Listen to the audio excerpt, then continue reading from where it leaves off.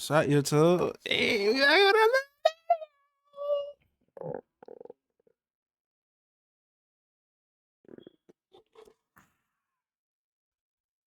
so look, today we got some more disturbing videos for us to watch. So today I got the most disturbing stalking case in Canadian history.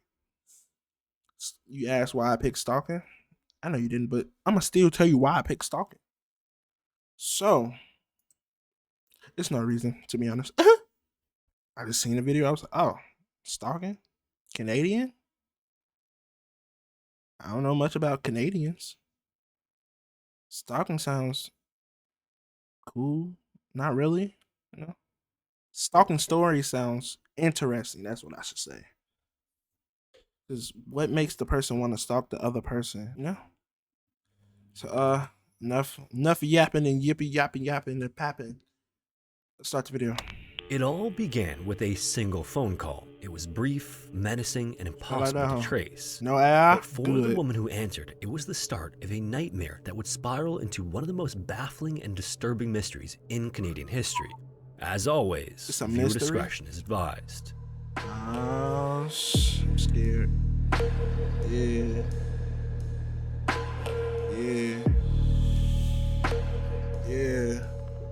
I was finna spit something for y'all. Things were going pretty well for Cindy James in the fall of 1982, and it had been a long time coming. Her life to that point could have been described as average by most people. She grew up in a military family that moved around a bit, graduated high school, and eventually decided to get into nursing as a career. But there were some darker moments throughout her life to that point too. She was born on June 12, 1944 in Oliver, British Columbia, Canada, as one of 6 children. Her father, Otto, was in the Canadian Air Force, and as a military man, Cindy would often write in her Canada got their own...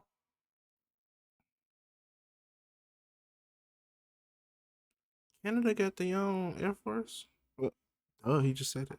I didn't know that. I thought the niggas was like the UK. They can't have no weapons or nothing like that. Except for a knife. I don't know. So did my research. How strict he was and how he would use corporal punishment whenever he deemed it appropriate. Yeah. At some point while the family was living in Ottawa. I don't know about it. Ooh. Having a military parent sounds like a lot. I mean, I know it show you like responsibility and discipline or whatever. Like outside of that, I feel like the nigga just gonna be yelling all the time because the shit ain't done how he wanted to be done. But I feel like that's most fathers. Not most fathers, but like, well, yeah, most fathers, not all fathers. But yeah, military. I couldn't see my. I don't know. Otto got another transfer, this time back to France, but Cindy wouldn't be joining them there. Instead, she was heading back to British Columbia to attend nursing school. During the holidays and breaks afterward from her studies, she would fly out to France to visit them, but most often she kept in touch through letters. In these letters, Cindy would update the family on how school was going and what she was up to in general, but after a while, she started to make mention of a male intern that she met. Then, not long after he started to appear in the letters, she announced that the two were engaged to be married. Tragically, however, a letter would soon come to... Wait. How long was y'all together? Well, she started to make mention of a male intern that she met. Then, not long after he started to appear in the letters, she announced... Not too long. But we only 1 minute in, I keep pausing. But like, not too... Bro, when was this? The two were engaged to be married. Tragically, however, a letter would soon come to explain that the intern had been diagnosed with terminal cancer, and while the couple was on a skiing vacation together, he decided to end things himself. Interestingly, never in her letters did she ever name him, and none of her family members ever met him, prompting some speculation among her loved ones that the story was never true and just a figment of Cindy's imagination, or possibly even a lie. In any case, 3 years later, she met a South African doctor named Roy Makepeace, and although he was 18 years older than her, the two began a relationship and eventually got married. Cindy was much more forthcoming about Roy and was able to show that he did actually exist, but Otto was concerned about the marriage. He felt like his daughter was exhibiting gullibility that Roy was taking advantage of, and while there was never any real evidence that the doctor was in it for anything but his love for Cindy, the relationship was anything but storybook. Soon enough, in Cindy's letters to France, she started to write that the couple was emotionally distant, and not only that, but she later claimed that Roy was physical with her on several occasions. Meanwhile, after working as a pediatric What do you nurse mean by physical? He beating her? Bro, I ain't gonna lie, this is beautiful. What the hell is this? Nah, he be beating her? Vancouver General Hospital. I need to know what physical Cindy means, got a new sir. job as a team coordinator at the Blenheim House, which was a facility for children with behavioral issues. Oh. All the while, the relationship between Cindy and Roy continued to disintegrate. Kind of Finally, figured. during the summer of 1982, it became all too much and they decided to amicably separate. But thankfully afterwards, Cindy enjoyed her newfound freedom and she was especially in love with her new job. For the first 4 months after the separation, things couldn't have gone any better for her. But all of that changed when the phone rang at her house on October 7th, 1982. Damn. When she picked up and said hello, the voice on the other end 82? spoke in a hushed tone before the caller abruptly hung up. This was an odd phone call. Cindy initially thought that maybe it was just a wrong number or a bad connection, but this would not be the last time she heard this voice. This October 7th call kicked off a series of harassing, obscene, and threatening calls that would last for the next 7 years. Damn. In the early stages of this period, Cindy reported the calls to the Royal Canadian... Whoever is calling for 7 years, you just need a new life, bro. You need to go find something to do besides this. Like, you have nothing else better to do besides harass this lady on the phone for 7 years, 1,000 days plus. That's probably even more than this nigga is a loser, bro. Canadian Mounted Police, who sent an officer to her house to investigate. By this point, she had only received a few of the disturbing calls, so the officer recommended that she start to keep a log of when the calls come in and the content of the conversations. Okay. Additionally, he told her that getting an unlisted phone number would be a good idea. So, satisfied that the matter had been settled, the officer left and told her to call back if the unwanted calls continued or if she noticed anything else abnormal. But just seconds after he departed, Cindy's phone rang with no one on the other end. And disturbingly, the very next day, the voice returned and even mentioned the police visit to her home. As the days passed, things began to escalate quickly, and Cindy was no longer tormented by just a few phone calls. A little more than a week after the first call came in, she spotted an intruder creeping around the outside of her house, and the next morning she discovered her porch lights had been shattered.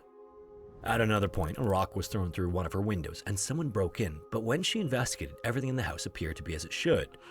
On October 19th, however, someone entered the house again and slashed one of the pillows. Bro, he just doing little shit to piss you off. Why are you slashing my pillows? Nah, I can't sleep at night, bro. Hey, bro, you broke my porch lights. You broke my window. You goddamn. I peeped you outside. Like, bro, nigga just being an inconvenience to my life. Sitting on her bed. And every time one of these incidents would occur, Cindy called the police as she was instructed. Considering how the suspicious activity was ramping up, police started to look into what was going on a lot more closely. In interviews with Cindy, they learned about her past relationships, including the recent separation she had gone through with Roy. And right away, he became a prime suspect, but they weren't expecting her to tell them that she didn't think that he was capable of such torment. You're dumb. Yes, he had been violent with her in the past, and the police knew that. He even admitted as much, but stalking and violently harassing her didn't seem to be in his character. This wasn't enough for the police. What? He's being violent. He could do anything. It only escalate from there. What the hell? No, I don't see him being verbally and physically. Like, shut the fuck up. Police to take their eye off him completely, but they began to consider other possibilities as well. Maybe she had some sort of twisted admirer from her work or the neighborhood, or maybe someone close to her. No, you already know she crazy because she made up the one dude all out of her imagination. Like, she SpongeBob. Like, imagination. Hey, bro. I don't know. She probably imagining this shit. Or she probably doing it herself. What if she doing this to herself and she forget? Knowing that she was now on her own was behind the incidents. Basically, anything was on the table, but they were no closer to identifying whoever it was. Meanwhile, the phone calls and strange activity continued, and by then, others were starting to take note too. Cindy had taken on tenants to live in her basement apartment, and the two people who lived there noted on October 20th that they heard strange noises above them. When they went to investigate, they discovered that the rest of the house was empty and that Cindy was likely at work, as expected for that time of the day. When Cindy came home and heard about this from her tenant, she called the police, who sent out a constable named Patrick.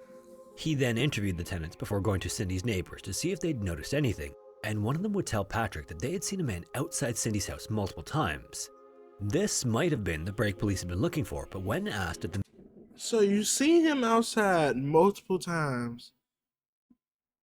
Okay, I need to know if they ever told Sydney, or whatever her name is, that they seen somebody outside her crib. Because if not, you seen this dude multiple times outside my house, and you never told me? Like, you never, the thought of, like, let me go tell her that, I seen a person outside your house multiple times. I just wanted to let you know I wanted to let you know that. I don't know if you know, but like now you know, because I told you, The man happened to look like Cindy's estranged husband, Roy. The neighbor said it looked nothing like him. Now, other than the creepiness going on, Patrick being dispatched to investigate the incident seemed almost to be like fate. When they met, there was just something between Patrick and Cindy, and what started as an interview quickly turned into casual dating and more. In fact, within a few days of meeting, Patrick, who was also separated from his spouse, moved in with Cindy. So not only did Cindy now have someone to support her through all the turmoil that was engulfing her life, she had someone who could protect her should things escalate any further.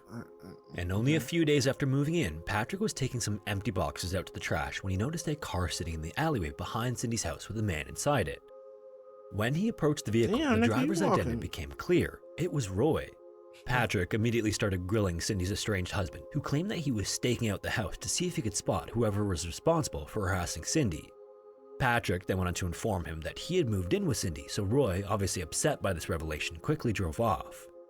In the weeks afterward, during his time living at the house, Patrick experienced one of the phone calls that Cindy was receiving, only the person who made the call never spoke. Police made every effort to trace these calls that kept coming in, but they were usually far too short for them to get a location on them. And as the perpetrator continued to prove, however, the phone calls were the least of Patrick and Cindy's worries. In late November, Cindy came out to her car to leave for work, but just as she was getting in, she noticed there was a photograph that was pinned beneath one of her windshield wipers. When she went around the car to see what it was, the breath was knocked out of her. It was a picture of a dead body beneath a medical sheet. And then, later that same day, Patrick investigated outside the house and found that the phone lines had been cut in 5 separate places. While all of this was going on, Cindy and Roy actually seemed to remain on good terms despite their separation. And in fact, as unlikely as it might have been, Patrick and Roy started to form a friendship because the ex-couple remained in contact. Cindy would even invite her estranged husband over to the house for dinner, and the three would sit there and discuss the case. Hell no.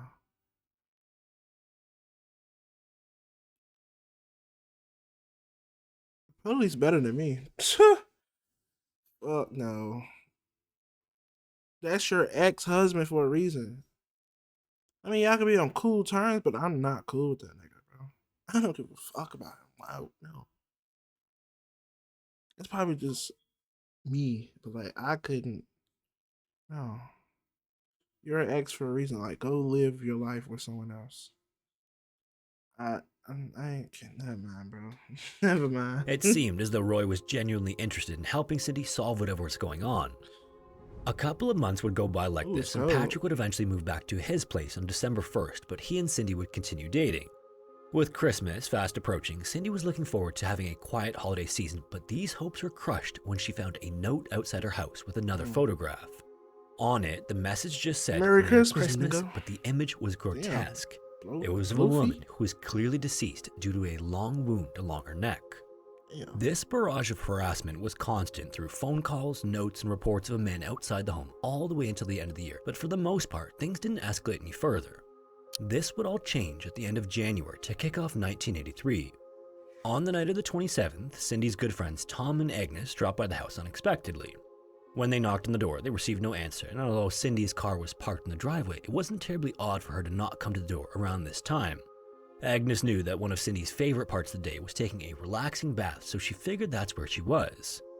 Just as they were about to leave, however, Agnes thought she heard something coming from behind the house. She and Tom then went to check it out, and when they reached the detached garage area, there was Cindy crouched down and cowering in fear with a black nylon stocking tied tightly around her neck. Tom and Agnes then quickly moved to untie the stocking as Cindy gasped for air. When she finally caught her breath, she started to explain what happened. She said she'd gone up to the garage to get some boxes, but suddenly she was grabbed from behind. The person then led her into the garage where another man was waiting. The two men then took turns wrapping the nylon around her before one of them assaulted her with a knife. Tom then rushed inside the house to call the authorities, and shortly after they arrived, Cindy was whisked away to the nearby hospital by ambulance. She was then examined and thankfully found to be in good condition despite the attack. Strangely though, doctors saw no signs of the knife assault Cindy described. So despite the evidence of Cindy being victimized by an unknown and clearly obsessed assailant, police started to wonder about a new potential suspect, which was Cindy herself. Right. They were making no headway in their investigation otherwise, so again, everything was on the table. This was a scenario that didn't seem to make much sense though, and it certainly didn't align with what had been reported to that point. It wasn't like Cindy was the only one to witness these things. Neighbors had reported sightings outside the house, the tenants had heard strange noises above them when Cindy was at work, and even one of their own, Patrick, had answered one of the strange phone calls that Cindy was receiving. Still, investigators felt the need to cover all their bases, so they recommended Cindy speak to a psychiatrist, but she refused, fearing that it would stigmatize her in the eyes of police and those close to her. Boy. As 1983 wore on, the calls still came in and notes randomly arrived at the home. Cindy even moved twice in the first half of the year, but the harassment only followed her as if the perpetrator was watching her the whole time. And feeling like she had been betrayed by the police, she hired a private investigator named Ozzy who acted like a neutral third party as he got himself caught up on the case. In speaking to police and reviewing reports, he came to believe that Cindy wasn't being nearly as forthcoming as she should be with investigators, almost as if she was hiding something. And now that he was working the case for Cindy, it was something he could keep a close eye on. More than a year after the very first phone call came in, things progressed in terrible ways. In late 1983, 3 cats were found dead and bound with rope in her garden. In response, and in case she needed him immediately, Ozzy gave Cindy a two-way radio, and one night he heard strange noises coming from Cindy's side of it. When he arrived at the house, he knocked on the door, but Cindy didn't answer. He then stepped to the window on the porch and peered inside and found her lying on the floor as if she was dead. Ozzy then immediately kicked in the door and checked Cindy's vital signs. She was still breathing and still had a pulse, but most concerning was that a paring knife had been driven through her hand with a note attached to it. In letters that were cut from a magazine were the words, "Now you must die." Once again, Cindy was rushed to the hospital where she would make a full recovery, and when she was stable, she told Ozzy that all she remembered was seeing a man she didn't recognize enter the front gate before she was hit over the head with a blunt object. Damn, girl, the fuck? Who wants you gone? Bro, what the hell? You was going through it in the last year. Like, bro, it don't make no sense. Niggas, dude, they want you out of here. First it was the imaginary dude, then it's your husband. You broke up with the husband, and you got with the police officer. The police, y'all still together, I guess. Police officer move out. Now it's a new nigga. Wait. Before the new nigga, it was 2 people that assaulted you, and that's him. She also reported the feeling of a needle going into her arm, and when doctors looked her over, sure enough, there was a puncture wound. Weirdly though, a toxicology report determined that there were no drugs in her system. Police, who were still exploring every possible angle of the case, urged Cindy to take a polygraph test, which she initially agreed to. Initially, there was no deception detected, meaning Cindy was telling the truth according to the test, but the officer who administered it would later say after further examination that the results were inconclusive. And meanwhile, it seemed that there was no end in sight to Cindy's torment. On June 18th, 1984, Ozzy received a frantic call from her, and when he arrived at her house in a rush, he found Cindy in the garden, absolutely panic-stricken. She claimed someone had broken in and she managed to escape, but she didn't know if the potential attacker was still inside. Ozzy then entered the house to investigate, and when he went into the basement, he found Cindy's dog Heidi had been bound up with rope. And then next to Heidi was also a note that read "Happy Birthday," accompanied by several explicit photos. On the windowsill of the basement, Ozzy also found a cigarette butt, and while Cindy was a smoker, she didn't smoke that particular brand. This incident, more than anything, convinced Ozzy that Cindy was not the person behind all of this. More than a year later, Cindy was attacked again, this time at a nearby park while walking Heidi around 8:30 in the evening. Later that same night, Cindy was clearly under the influence of something as she frantically tried to enter the home of a neighbor, thinking that it was her own house. She was taken to the hospital where once again, 2 needle puncture marks were found in her arm. While there as well, the hospital receptionist received a strange phone call from someone who spoke with an accent of some kind. The man on the line then began to ask the receptionist questions about the hospital's security staff and protocol. And sometime later, police played a recording of Roy's voice to see if she recognized it as the man who called that night, and she told them that it sounded like the same man. Another little while later, things took an even stranger turn in the summer of 1985 when now it's making sense. Wasn't Roy a doctor or something like that? It makes sense. It wasn't clicking, but when they showed the 2 puncture wounds, I'm like, damn, that might be Roy. Yeah. Cindy had to be involuntarily committed to a psychiatric ward after attempting to end things. This gave police more of a reason to doubt everything she reported to that point. Oh, wow. Then, in a separate incident, as 1985 came to a close, motorists in Vancouver spotted something in the ditch around 6 p.m. one night in December. It was Cindy. She was discovered badly beaten with cuts and bruises all over her body and a black nylon stocking tied around her neck. And also similar to other attacks, Cindy had needle puncture wounds in her arm, leading police to believe that she had been injected with a tranquilizer. After she was taken to the hospital and recovered, Cindy had no memory of how she ended up in the ditch. Another couple of months later, in early 1986, in response to everything going on, Tom and Agnes started to spend nights at her place. On one occasion, Cindy woke the couple up in the middle of the night after hearing a loud noise downstairs. Tom, however, was already awake because he heard it too. Then when they went to investigate, they found that Cindy's basement was in flames. Agnes then ran to the phone, but the line had also been cut, so Tom ran out the front door to see if he could get a neighbor to call the fire department. And when he did, he saw a man standing outside the house. Unfortunately though, as Tom approached him, the man ran off. Incredibly, despite the fact that there were 2 other witnesses, whoever this nigga is right here, I fucked up. Oh, whoever this nigga is right here, he's a villain, bro. He's a villain. He needs to get gone right now. This nigga is watching y'all house burn down. And he run. Get this nigga on right now. As to what happened that night, right police now. believe Cindy staged the entire thing. There were no signs of forced entry, yet the fire had undoubtedly started inside the house. When they checked the accessible windows as well, investigators also found that none of the dust on any of them had been disturbed, making it unlikely that someone climbed through them. All of this was just very confusing. Either way, in the days that followed the fire, Cindy stayed at the home of Tom and Agnes, and they found it strange that she refused to eat and would sometimes remark that her life wasn't worth living anymore. Cindy was I ain't gonna lie, I would have felt the same way. This is like the 4th time they tried to take my life. I might as well end it for them before they try to really finish. Like,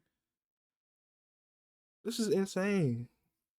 Nigga beat me up outside. Then I get beat up again and stabbed up with a needle. Then I get caught again, get stabbed up twice again. And then I get thrown down a ditch, beat the fuck up with something around my neck. Like, bro, you want me gone so bad, I'm gonna do it for you. Like, it don't make no sense. also being treated by a psychiatrist, and around this same time, he had seen and heard enough from her to believe that she needed more specialized treatment. She was then placed in a psych ward of living anymore. Cindy was also being treated by a psychiatrist, and around this same time, he had seen and heard enough from her to believe that she needed more specialized. Okay, wait. Okay, I'm gonna give my top 3 people who I think it is. I think it's Roy, 1. I feel like Roy is, it's gonna be him. 2, the private investigator. No, not private investigator. The psychiatrist, the nigga who talking right now. Who you talking about right now? The psychiatrist. 3, Sydney. Then honorable mention, the PI, the investigator. Treatment. She was then placed in a psych ward at a local hospital where she received a comprehensive evaluation over a 10-week stay. Unfortunately though, this didn't change anything. Cindy would continue to file police report after police report through 1987 and much of 1988. Then, on October 11th, 1988, Roy's home answering machine this shit been going on for 6 years. Recorded 2 strange messages, one of which was a strongly worded threat on Cindy's life. Then, about 2 weeks later, Cindy was attacked again. When she was discovered unconscious inside her garage with a black nylon stocking around her neck. Only this time, what's up with the black stocking? In investigating this incident, police sought the assistance of a knot expert to examine the way Cindy was tied. More than anything though, they wanted to determine if it was possible that she could have tied herself that way. But when the expert analyzed the knots and the photos of how Cindy was bound, he said there was little way she could have done it herself. Several months later, on June 8, 1989, a truck pulled up to the curb of an Is it 89 or 74? Abandoned house in the Richmond neighborhood of Vancouver Park. I'm gonna stick to what he said. A municipal worker then got out and started to get his tools together when he noticed a fuel tank on the property had been spray painted in bright orange paint. Graffiti wasn't exactly uncommon to come across in his line of work, but what he thought he could read of it from the street was. As he got closer, what he spotted in the street was confirmed. It was a vulgar message, but let's just say it was the equivalent of "someone died here." He then continued toward the tank and noticed there was also spray paint on the ground in a line that led from the tank to the backyard where it was connected with a large circle. Now, who the fuck in the middle of this circle was the dead and decomposing body of Cindy. She had a nylon stocking around her neck and she was hogtied, lying on her right side in the fetal position.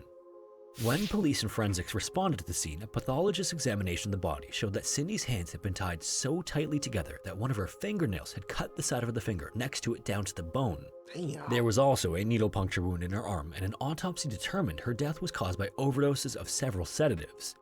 One of the drugs found in her body was morphine, which was at a level 10 times greater than the legal dose. Oh my God. 2 other drugs were also discovered in her stomach in large quantities, and when the toxicology report came back, the coroner estimated that just with the morphine alone, Cindy would have been gone within minutes. On the surface, it appeared as clear-cut a homicide as police were ever likely to investigate, but the RCMP wasn't convinced. Mental case. Considering Cindy's psychological history and the more than 100 police reports that she had filed in the previous 7 years, they believed her death was the result of another staged scene that went wrong or that she finally ended things herself. In late spring of 1990, so about a year after her body was discovered, a coroner's inquest was formed to get to not only the bottom of how Cindy died, but who was responsible. More than 80 witnesses would go on to testify, including Cindy's loved ones, police, experts, and several doctors who treated Cindy for psychological ailments. When it came time for the psychiatrist and psychologist to speak to the jury of 5 people, some interesting findings came to light. The several doctors she was under the care of had all diagnosed her differently. One said she had a condition called histrionic personality disorder, which includes symptoms like dramatic emotions and thoughts, gullibility, difficulty maintaining relationships, and behavior that is exaggerated in comparison to the situations they may find themselves in. Another determined that she was likely suffering from borderline personality disorder, and the third believed that Cindy exhibited symptoms of dissociative personality disorder, which was once known as multiple personality disorder. The person who would turn out to be the unexpected star witness, however, was a knot expert who was different from the one police previously consulted with. During his testimony, he said that he believed it was possible that Cindy could have bound herself in the rope the way she was discovered before the drugs in her system had taken effect. And in front of the jury, he actually demonstrated this, and it took him just 3 minutes to bind himself. Obviously though, none of this explained the many witnesses to Cindy's harassment. From Tom to Agnes to Roy to her next door neighbors, there were more than a handful of people who testified and supported Cindy's claims that she was the target of some obsessed and depraved stalker who finally ended his 7-year-long reign of terror by ending her life. When the inquest concluded, the jury began deliberations, but just like all the forensics and psychology experts, they couldn't determine whether Cindy died as a result of homicide, accident, or by her own doing. So, tragically, in the end, Cindy's death certificate denotes that she perished as a result of an unknown event. So, what do you think happened? Do you think Cindy was a troubled individual, and for one reason or another?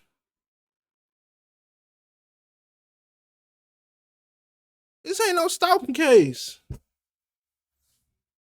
But nah. Was responsible for all of the supposed incidents over the years? Or do you think the explanation is more sinister, and everything that happened to her was really done by someone else, which was worsened by the fact that she was then gaslit about what was going on? Alright, so look, this is what I think. I feel like the first husband was like fucking with her brain. I feel like, okay, let me start from the beginning. Her and the pops, they was writing letters. I feel like she had a mental illness in the beginning before she met Roy. But it was like slight. It was like, okay, you got this and that. When she got with Roy took it over the top and made her fucked up in the head. Mental. Like, go get help type shit.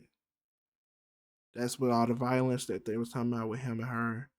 And yeah, that took her over the top. Then they broke up. And I feel like it was some people that was assaulting her. But I feel like most of the time it was just her doing it. I can't explain the dog dying, not the dog being tied up. That could have been her. The 3 dead cats could have been her. But the basement being on fire, I don't know. I don't know about that. I don't know about that. That could have been Roy. Or the police. Or the PI. No, the PI was the nigga who caught the person running away. It could have been Roy for sure. But the sticking up the damn the shots up the arm, I feel like it could have been between Roy or Sydney. Because Roy could have, kidnapped her or, kept her under her wheel or whatever and did the things she did. Or she was there with Roy at work, or Roy showed her some things, dealing with needles and stuff like that, and she watched him do the stuff. And she took a little note from that and did it to herself. But the way she died, I feel like she did kill herself. Well, offed herself. Because I don't know. Because the not expert did it in 3 minutes. And how long? And then it, damn. I'm stuttering like a bitch. And the sedatives didn't clock in. They said clock in with the minutes. Hey, that explains a lot. But hey, this is crazy. This is a crazy ass case. It's crazy it's not fucking solved though. Let's see what they said. A couple things not mentioned here. The drugs she had in her body would have rendered her unconscious within true. No needles was found anywhere if she tied herself up. Where were they? She was also found barefoot and her feet was completely clean. No car nearby. How did she get there? I hope they reopen this cold case file. Sydney deserves justice. Since he did say that, I didn't even peep the needle part. Or the bare feet. I didn't even hear him say bare feet. Yeah, the needle. Damn. The dress rendered her unconscious. It's Roy. Fuck it. It's Roy now. Since you said that, it's Roy. Fuck Roy, nigga. Anyways, that's the end of the video. That was a good video by Scary Interesting. I dropped a like, you should drop a like on this video. But that's the end of the video. Make sure you like, comment, subscribe. Make sure you follow all my, if you want to, I ain't gonna say make sure, but if you want to follow me on all my socials, they are in the description. And yeah, I'll see y'all in this video. Peace.